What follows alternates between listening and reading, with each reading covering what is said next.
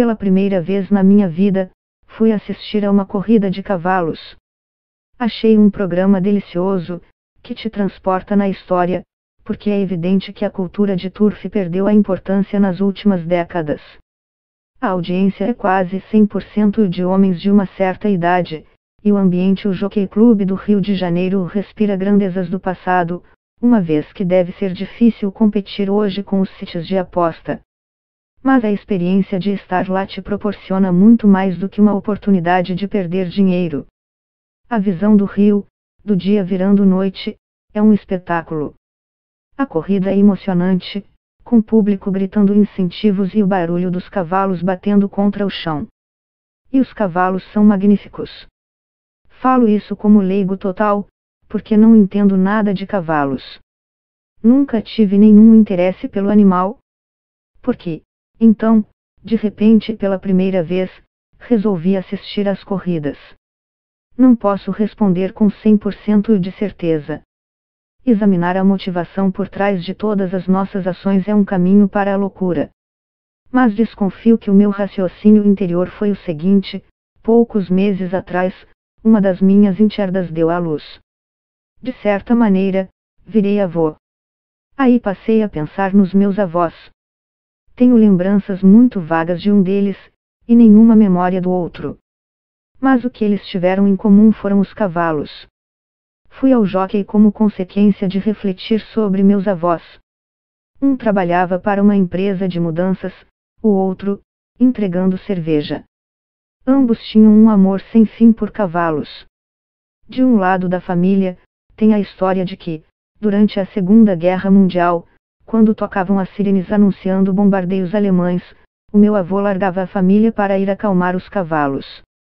Do outro lado, existem lendas de um homem que nunca aceitava o momento em que a empresa substituía os cavalos por caminhões. São apenas 2 gerações antes de mim, mas é um mundo que nem sequer consigo nem imaginar com muita clareza. É uma realidade do campo muito distante da minha na cidade. Vejo as fotos e parece algo de séculos atrás. E me faltou contato com eles para fazer a ponte entre um mundo e o outro. No caso do meu avô materno, fica fácil explicar a falta de conexão. Ele morreu cedo, minado pelo álcool. Era ele o que entregava cerveja, fazendo paradas frequentes para provar a mercadoria. O alcoolismo jogou a família à precariedade. Minha mãe fala pouco sobre a sua infância. Mas suas mãos falam por ela. Ainda hoje tremem quando chega uma conta para pagar. Herdou um trauma, por vasculhar a casa em busca de moedas sempre quando chegava o sujeito sinistro que cobrava o aluguel.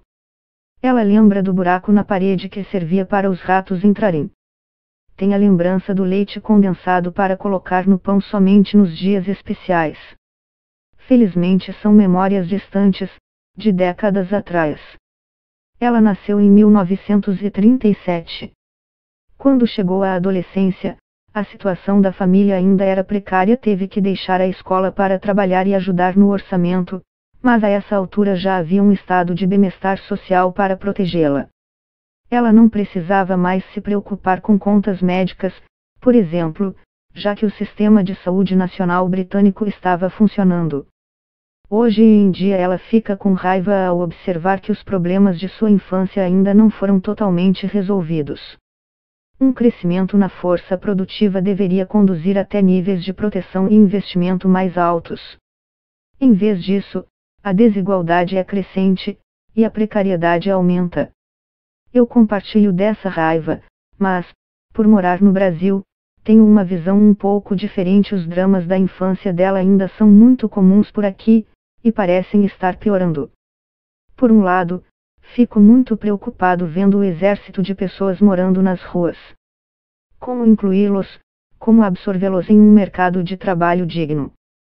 Por outro lado, posso ter uma visão mais otimista do que muitos brasileiros porque sei que a situação em que as pessoas estão não necessariamente é o que elas são, ou, melhor dizendo, o que poderiam ser.